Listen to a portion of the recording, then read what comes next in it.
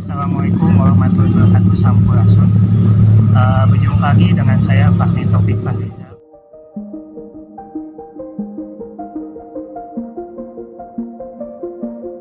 Sebelumnya saya ucapkan selamat datang di Sahabat Pena Sambawa Satria Pegunungan.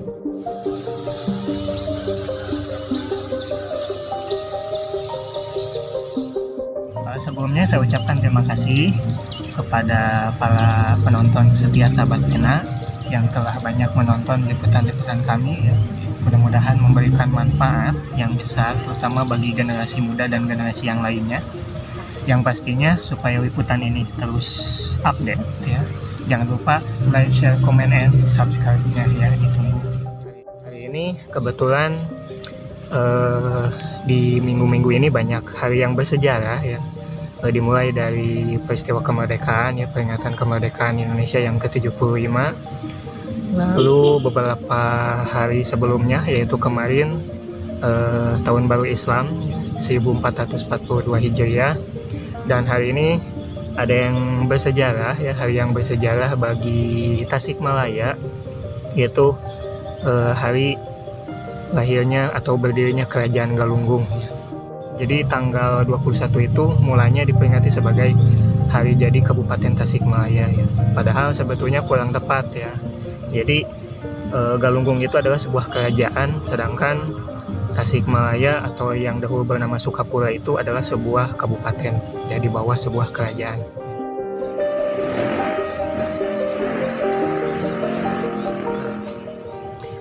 Pagi ini mungkin kalian bertanya-tanya, saya sekarang ada di mana ya?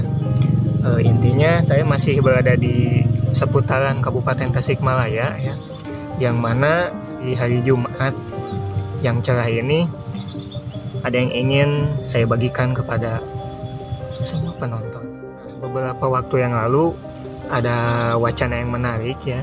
Saat itu saya sedang ngobrol-ngobrol sama teman-teman saya di sekolah. Jadi ada beberapa daerah yang terlalui atau dilewati proyek tol baru ya, namanya itu proyek tol Cigatas ya, Cileunyi Garut Tasikmalaya ya, yang mana jalur tolnya itu melewati daerah tempat dimana teman saya tinggal ya, seperti itu ya. Jadi sebetulnya ramenya sih setahun ke belakang ya, beberapa tahun ke belakang sebetulnya itu udah rame ya gitu. Cuman memang yang jadi bertanya-tanya itu apakah memang melewati daerah teman saya atau tidak ya. Mereka termasuk teman-teman saya masih bingung ya gitu kan, masih bingung apakah melewati daerahnya ya, seperti itu. Konsepannya sebetulnya sudah ada ya, pemetaannya sudah ada, sempat saya lihat juga di salah satu surat kabar ya, beberapa tahun yang lalu ya. Terus nah hanya itu ya, jadi hanya mereka termasuk teman-teman saya juga masih bingung ya, apakah proyek ini melalui daerah mereka ya, masih seputaran Kabupaten Tasikmalaya atau tidak jadi. Jadi sebetulnya ya, jauh sebelum rencananya Kabupaten Tasikmalaya atau daerah Singaparna ini terlalui jalur tol ya, proyek tol Cigatas tepat 120 atau 121 tahun yang lalu ya, daerah ini itu sempat akan dilalui jalur kereta api ya, jalur kereta api di masa penjajahan Belanda. Jadi tadinya itu daerah ini yang saya duduki ini dahulunya itu mau terlalui ya, terlalui proyek kuda besi ya. Jadi hari ini itu yang menarik ya, dalam liputan ini kita akan membahas tentang revolusi ya, tentang revolusi transportasi yang pernah terjadi 121 tahun lalu. Saya sekarang sedang ada di daerah namanya itu Peti Jaya, namanya itu Peti Jaya. Peti Jaya itu bisa dikatakan sebuah desa berada di lingkungan Kecamatan Sariwangi, Kabupaten Tasikmalaya ya, yang mana 121 tahun yang lalu ini sempat direncanakan akan terlewati jalur kereta api ya di masa penjajahan Belanda ya. Berarti bisa dikatakan itu terjadi tahun 1899. Nah sebetulnya daerah Peti Jaya ini ya, atau Kecamatan Sariwangi ini sebetulnya masih tetanggaan ya sama kecamatan yang nanti akan terlewati jalur tol Cigatas itu ya. Tapi yang menarik ketika sejarahnya ditelusuri, pada akhirnya daerah Peti Jaya ini tidak jadi terlalui jalur kereta api di masa penjajahan Belanda, bahkan sampai sekarang ya, seperti itu ya. Makanya sebetulnya revolusi transportasi itu yang terjadi ya sekarang gitu ya, pembangunan jalan tol itu hampir mirip ya, hampir ada kemiripan dengan proyek 121 tahun yang lalu ya. Bedanya kalau sekarang jalan tol, kalau dahulu itu jalur kereta api ya. Tapi kita masih menunggu perkembangannya, apakah memang jalan tol itu akan melewati daerah-daerah di sekitar Lewisari ya, tetanggaan sama Sariwangi ini ya, atau tidak. Sejarahnya sendiri sih sebetulnya lahirnya revolusi transportasi di Tasikmalaya, atau bisa dikatakan modernisasi transportasi di Tasikmalaya itu terjadi di masa penjajahan Belanda. Awalnya itu ketika politik agraria ya, atau politik pintu terbuka dilaksanakan. Jadi politik agraria itu kan dilaksanakan tahun 1871. Revolusi ini terjadi di akhir abad 19 ya, akhir sekali ya di Tasikmalaya. Saat itu banyak pihak swasta yang menginginkan ya, lalu meminta izin kepada pemerintah kolonial Belanda untuk membangun jalur kereta api ya, jalur kereta api di daerah-daerah sini ya, seperti itu ya. Banyak sebetulnya, jadi mulanya belum sama pemerintah, tetapi mereka yang mengajukan adalah para pengusaha swasta ya. Itu mulanya itu tanggal 6 Desember 1889 ya. Yang mengajukan itu L. Koster ya. Yang mana beliau mengajukan ya, orang Belanda ini mengajukan kepada pemerintah itu konsesi pembangunan jalur kereta api dari Tasikmalaya sampai ke Mangunreja, seperti itu. Lalu Van Horck ya, Tuan Van Horck ini di bulan Oktober 1890 juga mengajukan konsesi ya kepada pemerintah kolonial Belanda, menginginkan agar diizinkan untuk membangun jalur kereta api dari Tasikmalaya sampai Singaparna, seperti itu. Tetapi pada akhirnya kedua pengusaha swasta Belanda ini tidak diberikan izin konsesinya oleh pemerintah kolonial Belanda. Nah, dari kedua tokoh ini ya, dari kedua pengusaha Belanda ini yaitu Tuan Van Horck ya, meminta izin kembali, izin konsesi, yang mana dengan titik akhirnya itu adalah aliran sebelah kiri Sungai Ciwulan ya, Sungai Ciwulan ya, dekat dengan Mangunreja saat itu ya. Nah, izinnya ini yang kedua kali itu akhirnya disetujui. Itu terjadi 1 Desember 1890. Tetapi anehnya meskipun izin telah diberikan, tetapi Tuan Van Horck ini tidak melaksanakan pembangunannya. Lalu pada 3 Desember 1898 ya, itu ada yang mengajukan konsesi lagi ya, itu Tuan A. Meyer. Tuan A. Meyer ini mengajukan konsesi ya, yang mana nanti konsesinya itu disetujui oleh pemerintah kolonial ya pada tanggal 1 Juni ya, 1 Juni 1899, yang mana menariknya ini pembangunannya bukan hanya titik akhirnya itu di pinggir kali Ciwulan Mangunreja ya, dekat dengan Mangunreja, tetapi ada percabangan ya, atau simpangnya ya. Yang mana simpang yang pertama itu dari Singaparna ke Cigadog Singaparna ya. Lalu yang kedua itu dari Singaparna ke Peti Jaya ya. Lalu yang ketiga itu dari Padayungan sampai ke Cibeti ya. Cibeti itu sekarang itu daerah Kawalu ya, kota Tasikmalaya ya. Nah ini ya, tetapi setelah disetujui ya, sama seperti Tuan Van Horck ya, Tuan A. Meyer juga tidak melaksanakan pembangunan jalur kereta api ini ya. Bahkan setelah pemerintah kolonial Belanda selama 4 kali ya memberikan perpanjangan izin seperti itu, beliau tidak melaksanakan pembangunannya ya, sehingga akhirnya diserahkan kepada pengusaha yang lain ya, yaitu Master Inderlechten THB Pleyete ya, itu tahun 1902 ya. Nah, begitupun sampai tahun 1904 ya, Tuan Pleyete ini juga tidak melaksanakan pembangunan jalur kereta api yang sudah direncanakan tadi ya, sehingga pada akhirnya pemerintah mencabut konsesi atau izin pembangunan jalur kereta api Tasikmalaya Singaparna ini, hingga akhirnya pembangunan ini dilakukan oleh pemerintah kolonial Belanda ya, langsung oleh pemerintah sendiri ya, dalam hal ini Jawatan Kereta Api atau Staatspoorwegen. Jika pemerintah istilahnya mengambil alih ya, pembangunan jalur kereta api dari Tasikmalaya Singaparna ini ya, itu terjadi pada tahun 1910 ya. Jalur ini dari Tasikmalaya sampai Singaparna ya, itu panjangnya itu 17,8 km ya, 17,8 km, yang mana nanti pada 1 Juni 1911 ya, jalur kereta api Tasikmalaya ini baru diresmikan ya oleh pemerintah kolonial Belanda, dan itu bisa dikatakan menjadi modernisasi juga ya, modernisasi bagi Tasikmalaya ya, terutama dalam hal transportasi ya, seperti itu ya. Memang kalau kita lihat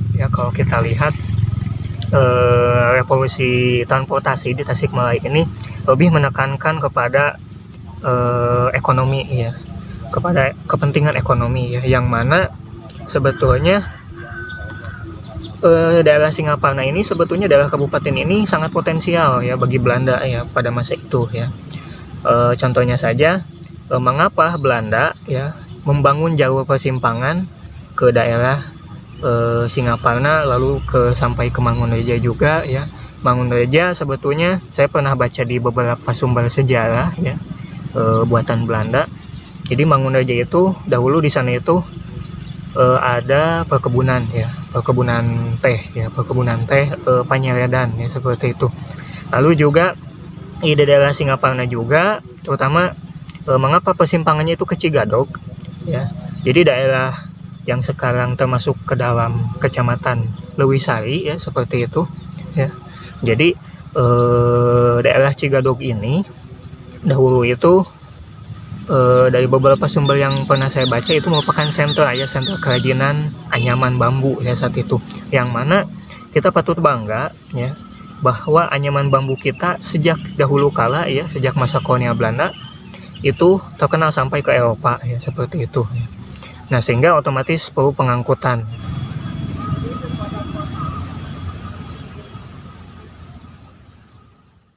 Nah, selanjutnya mengapa daerah Petrijaya saat itu dipilih untuk dilalui jalur kereta api ya, jalur kereta api zaman Belanda antara Tasikmalaya dengan Singaparna ya.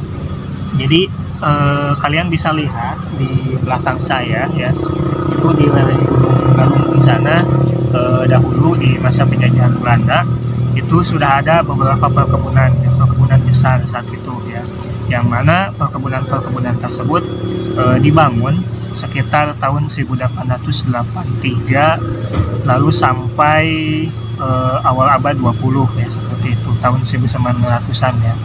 Nah, di sana itu ada beberapa perkebunan ya. Yang pertama itu perkebunan Sukajadi ya. Sukajadi di sebelah sana ya, di sebelah kirinya ya, di sebelah kirinya. Sedangkan Jayawati itu di sebelah sini ya, di sebelah kanan ya, seperti itu ya. Itu. Jadi ada dua perkebunan. Perkebunan yang pertama adalah perkebunan Sukajadi atau perkebunan Galunggung, sedangkan yang kedua itu adalah perkebunan Jayawati ya. Yang mana kedua perkebunan ini membudidayakan tanaman teh dan juga kina ya, seperti itu ya.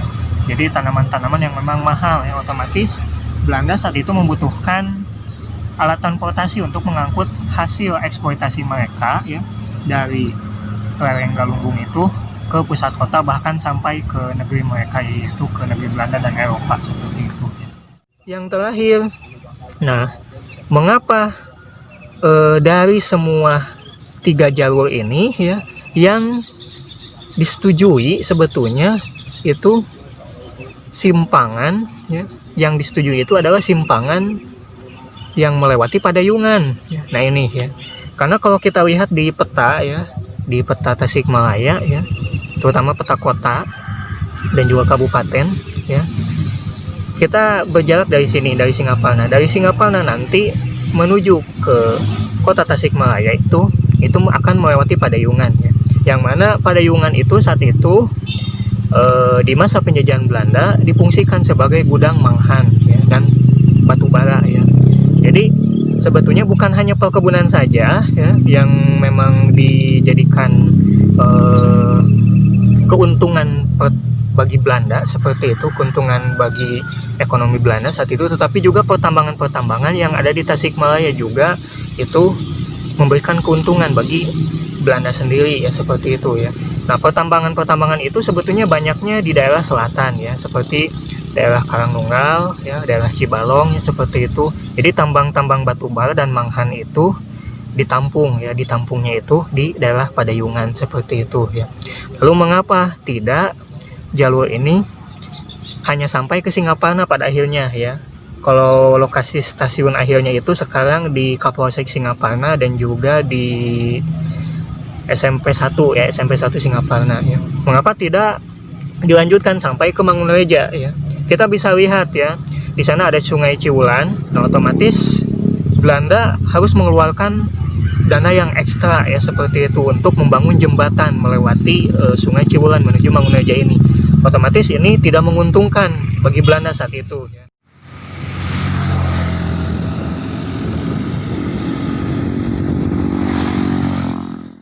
Lalu yang kedua, mengapa daerah Cibeti tidak dilalui, jadi hanya sampai ke Padayungan saja ya, seperti itu? Karena memang daerah Cibeti saat itu masih kurang penduduknya ya, masih kurang penduduknya ya. Dan daerah yang banyak penduduknya justru itu dekat dengan perkebunan ya, dan bahkan hampir dekat dengan pusat kota ya, seperti daerah Cigadou kan, seperti itu ya. Jadi memang Belanda saat itu memperhitungkan sekali ya, apakah ini menguntungkan atau tidak. Lalu di sisi lain juga konturnya itu pegunungan ya, konturnya itu pegunungan ya. Jadi memang tidak mudah bagi Belanda untuk membuka daerah ini untuk dilalui jalur kereta api seperti itu ya. Nah, tapi intinya dari sejarah yang telah kita pelajari hari ini ya, secara singkat kita dapat melihat bahwa ternyata daerah kita itu di masa lalu memang sudah potensial ya, dan memang sangat menguntungkan dalam hal perekonomian, meskipun memang itu bagi negara lain ya, tetapi juga sebetulnya menguntungkan juga bagi daerah kita sebetulnya ya, terutama masyarakat yang tadinya istilahnya kesulitan dalam mengangkut hasil-hasil pangan ke pusat kota. Dengan adanya jalur kereta api ini memudahkan ya, memudahkan mereka untuk mengangkut kebutuhan-kebutuhan itu untuk dijual ke sana, keluar, seperti itu ya. Terus di sisi lain, jikalau memang Belanda saat itu sampai membangun jalur kereta api sampai ke sini ya, ke daerah Sariwangi atau Petrijaya, bisa dikatakan mungkin saat itu Petrijaya bisa dikatakan akan jadi kota satelit ya. Jadi kota satelit itu Singaparna itu kota, nah, jauh di tengahnya itu ada sebuah kota lagi ya. Jadi bisa dikatakan ini akan menjadi sebuah kota yang akan ramai seperti itu ya. Jadi nah itu sebetulnya dampaknya yang ditimbulkan dengan nantinya kalau jalur kereta api itu bisa melalui daerah sini ya, seperti itu. Nah, begitu pula dengan pembangunan jalan tol ya. Pembangunan jalan tol ini juga diharapkan ya dapat memajukan perekonomian ya, perekonomian masyarakat di Tasikmalaya ya, baik itu kota ataupun kabupaten Tasikmalaya. Jadi memang harapan masyarakat sebetulnya jangan sampai ketika lahannya itu terkena ya proyek dampak ini, otomatis masyarakat jadi terpinggirkan seperti itu ya. Jadi mudah-mudahan ini dapat menjadi membawa dampak positif ya, memberikan dampak positif bagi perekonomian ya di sekitar di mana jalur transportasi ini ya dibangun, seperti itu ya. Itu mungkin yang dapat saya jabarkan dari revolusi transportasi ya di abad 19 dan di abad 21 sekarang. Nah, itu untuk liputan kita hari ini ya. Mudah-mudahan ini memberikan manfaat bagi generasi muda supaya istilahnya dapat lebih kritis ya menyikapi permasalahan ini, karena memang ini menyangkut tentang kemajuan negeri kita seperti itu ya. Dari saya dicukupkan sekian. Billahi taufiq wal hidayah. Wassalamualaikum warahmatullahi wabarakatuh. Sampai jumpa.